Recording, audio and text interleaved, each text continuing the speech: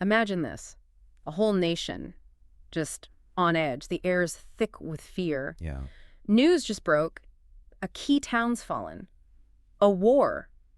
A really brutal, sudden war is raging. Hmm. And the prime minister, he steps up to the microphone and talks to everyone, a terrified population. Right, everyone's listening. But instead of, the expected rallying cries, the big patriotic speech, some people hear his words completely differently. As a sign of surrender. Exactly. Like heartbreaking abandonment. And look, this isn't just some scene from a movie. It's real. It absolutely is. It's the core of this controversy that's been echoing for decades now. Yeah. Still sparks debate. It really reveals just how fragile history or our memory of it can be. Indeed, it's a moment just steeped in raw emotion, isn't it? And, well, rife with misunderstanding. And let's be honest, heavily influenced by political interpretation over the years. So today we're diving deep into what's known as the Assam abandonment controversy. Centered specifically around Jawaharlal Nehru's radio address, November 20, 1962, right in the thick of the India-China War. Okay, so our mission, our goal for this deep dive is to really unpack this moment. Try to separate the facts from, well, the political narratives that have built up around it. Yeah, we need to explore the intense historical context first. What led up to that speech? Then dissect the words Nehru actually spoke. What did he really say? And crucially, how were those words received at the time, and why do they still spark such fierce debate today? It's fascinating, isn't it? How just a few words, maybe even carefully chosen words, can get so twisted. Especially when viewed through the lens of a crisis like that, and then, later political agendas latch onto it. Because understanding this one single snapshot, it tells you so much more than just what happened that day. Oh, absolutely.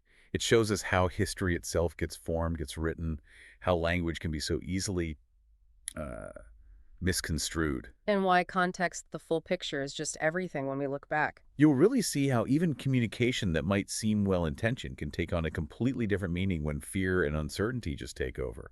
Okay, get ready. We're aiming to bring some serious clarity here to what's really a very complex issue. Let's do it. So let's set the stage. To really get the weight of Nehru's words, we need to go back to that storm, 1962. Mm-hmm. And this wasn't, just some minor border skirmish. This was a full-blown military conflict. Yeah, it had deep roots. These territorial disputes had been simmering for years. We're talking mainly about Aksai Chin up in Ladakh and the Northeast Frontier Agency, NEFO. Which, people today know as Arunachal Pradesh. Right. That's right. And the tensions, they'd really been building since the mid-50s. China building that strategic highway through Aksai Chin land, India claimed. That was a big one. And India's policy. Well, India's forward policy starting around 61, setting up posts in disputed areas that didn't help matters either from the Chinese perspective. So diplomacy just wasn't working. It failed. Yeah. Repeatedly. And then October 20th, 1962, it just exploded. Chinese forces launched this massive, coordinated offensive all along the border. And India was, significantly caught off guard. Militarily, psychologically, everything. The scale of it, the suddenness, Yeah. it just left the nation reeling. Absolutely. And it wasn't just the surprise attack. Imagine the conditions. Oh, yeah. This war was fought under just brutal, high-altitude conditions. Incredibly remote places. Exactly. Inhospitable terrain, thin air, freezing temperatures, and the logistics.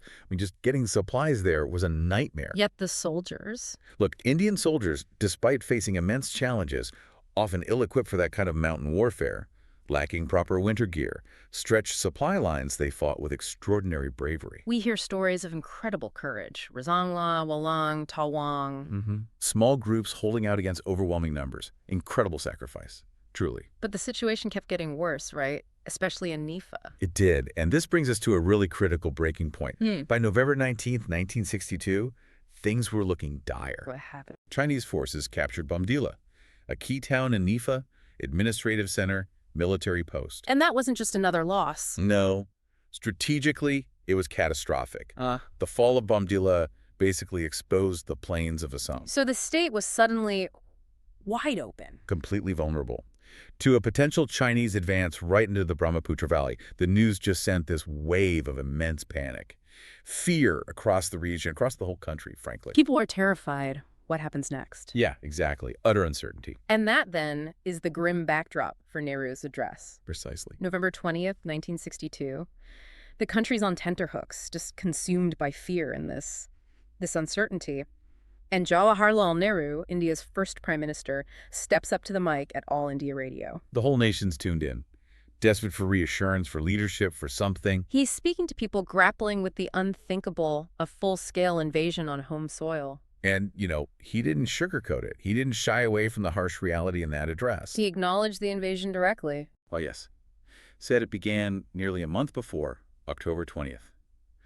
Described how small incursions escalated rapidly into a massive attack with overwhelming numbers. Did he mention the recent losses? Openly. Stated that further setbacks had occurred just in the last few days. He specifically noted the fall of Bomdila, mentioned reverses at Wolong and on the Silla Ridge, too. What about Ladakh? Yeah, even up north, in Ladakh, he mentioned fierce attacks near Chushul, though he did say forces there had held. It was remarkably frank, a sobering picture painted for the whole nation. But amidst all that bleakness, he also offered resolve, didn't he? Crucially, yes. And I think this is so important given what came later. He delivered a powerful, unequivocal statement of determination. What did he say? He declared, "We shall not rest till the invader goes out of India or is pushed out." Wow. That's pretty clear. Absolutely clear. An unambiguous vow to fight, to reclaim what was lost, defend India's sovereignty. It was a direct pledge. This fight is far from over. Okay. So a frank assessment, but also a strong promise to fight back. Exactly. And then came the phrase, the one that would, haunt his legacy. Right. The eye of this decades-long storm. Right, that phrase about Assam. He said, especially our countrymen in Assam, to whom our heart goes out at this moment. Just that. Our heart goes out to. Just that. This seemingly empathetic line, something you'd think would offer comfort, solidarity. It became the focus, the lightning rod for criticism. Interpreted by some as, what? Giving up. As abandonment. That's the core of the controversy. But hang on, it's absolutely vital, isn't it, to remember that wasn't the only thing he said. You can't just isolate one phrase like that. You absolutely cannot. And that's the key argument from defenders.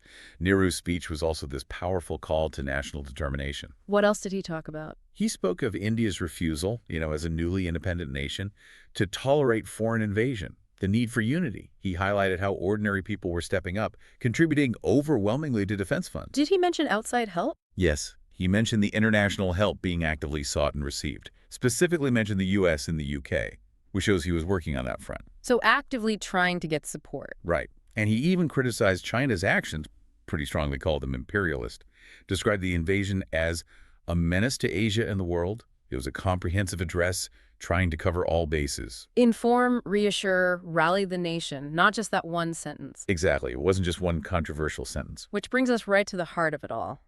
Interpretation versus intent. The clash, yeah. And we have to face the accusation directly. Critics, and you hear this most notably from the BJP, they interpret that specific phrase.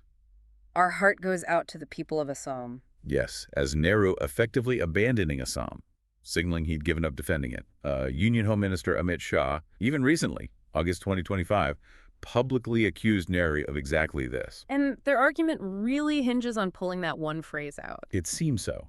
A very selective reading, taking it out of the much longer speech, stripping it of context, and presenting it as the main takeaway. Right, okay, but what's the counter? What do historians, Congress leaders say? They argue it's a fundamental misinterpretation.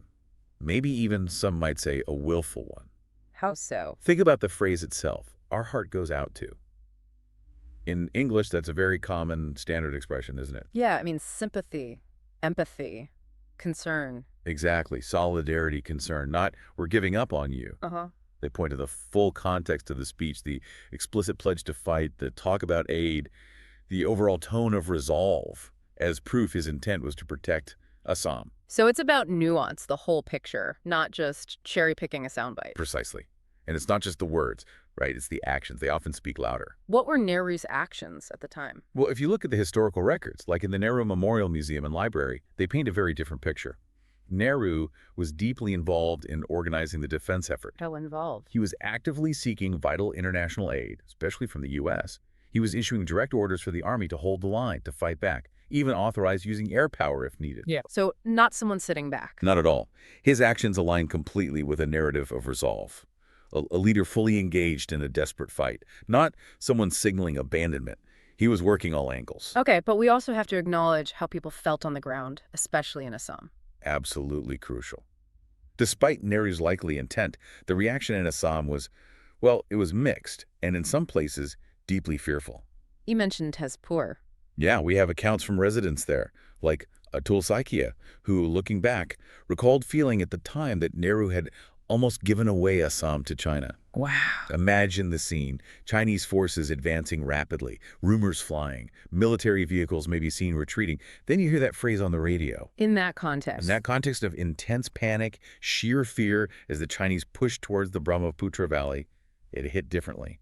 Some people reportedly evacuated, even burned currency, fearing Chinese occupation. That's a critical point then, the psychological impact of war. It's immense, isn't it? Raw fear, pervasive uncertainty. They can profoundly shape how people perceive things. It can lead to misinterpretations, even of words meant to be supportive. Panic clouds judgment. Totally. When communication is limited, rumors are everywhere. It's like driving in thick fog. Familiar things look strange, disorienting. That was the emotional landscape for many Assam then. And this debate, it still stirs things up in Assam today. Oh, absolutely. Strong emotions linger. Some still feel that sense of indifference, maybe the betrayal from Nehru. Others are adamant it was a misunderstanding born of panic and maybe exploited later. That division itself is telling. It really highlights the enduring power of historical memory, doesn't it? And how it gets interpreted through different lenses, often shaped by later political narratives. Yeah. One event continuously reframed. Depending on who's telling the story and why. And it's also a really potent real-world example of something psychologists call the illusion of truth effect. It's basically where repeated exposure to some piece of information, even if it's selective or out of context, starts to shape public belief. It starts to feel true just because you've heard it so often. Like if you keep hearing something is bad for you, you start believing it. Pretty much, yeah, even without solid evidence. Repetition makes it stick. In this case, decades of political rhetoric hammering that one phrase, "Our heart goes out to Assam," framing it as abandonment. It makes that interpretation feel true for many people. Regardless of the full historical record, yeah. Okay, so finding the nuance here is key. Let's try to lay out the different viewpoints clearly for you, our listeners, just to get that balance. Good idea. So, interpretation of the speech. Critics say, "Our heart goes out to" means abandonment, giving up on defense. Defenders say, no, it's standard sympathy, empathy, solidarity, not surrender. Context of the speech. Critics focus almost entirely on that single phrase, ignoring the rest. Defenders emphasize the full speech. The pledge to fight, the defense efforts mentioned, the overall resolve. They say, look at everything. Historical actions. Critics sometimes imply Nehru was weak or indecisive here, blaming him for military failures. Defenders point straight to the records. His active pursuit of U.S. military aid, his direct orders to the Army to hold the line. They show a leader fully engaged, working tirelessly. And public perception. Some in Assam did feel abandoned at the time, genuinely fueled by panic. But defenders argue this feeling, while real and understandable in the crisis, was a tragic misunderstanding of the speech's content and Nehru's actual intent, a gap between lived experience and political meaning. So our conclusion, looking at the full context of the speech, his actions during the war, the records we have. Yeah.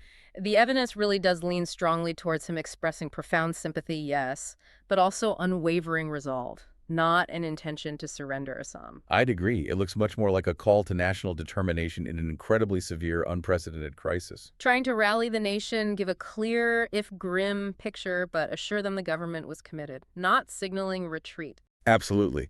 We've journeyed through a really critical, complex moment in India's history here. Examining that incredibly challenging radio address from November 20th, 1962. And we've seen so clearly how just a few words, when taken out of context, And amplified by fear initially, and then later by political opportunism, can fuel decades of intense debate, decades of accusations. even when the broader evidence points pretty squarely towards empathy and determination, not abandonment. This deep dive, it really underscores the immense power language has, doesn't it? And the fragility of historical memory. And just the absolute necessity of rigorous fact-checking, understanding the full context, always. Especially when you're dealing with politically charged discussions that try to simplify really complex history. History is rarely simple, is it? Leaders, like all of us, they're complex humans. Navigating incredibly intricate, high-stakes situations. And their words, Well, they can be subject to endless interpretation, sometimes even deliberate misinterpretation. So, as we wrap up, here's something to think about. Consider this. How often do we, in our own lives or when we're consuming information, news, social media, whatever, Hmm. how often do we form really strong opinions based on just a single quote, a soundbite, a headline? Instead of taking that extra step, seeking out the complete narrative, the full Yeah, context. what other historical moments or even current events might really benefit from this kind of deep, contextualized look? Maybe there's a topic you've been curious about where the truth might be far more complex, more fascinating than what you've heard at first glance. It's a powerful reminder, isn't it? There's always more below the surface. True understanding often lies in those overlooked details, in the full story.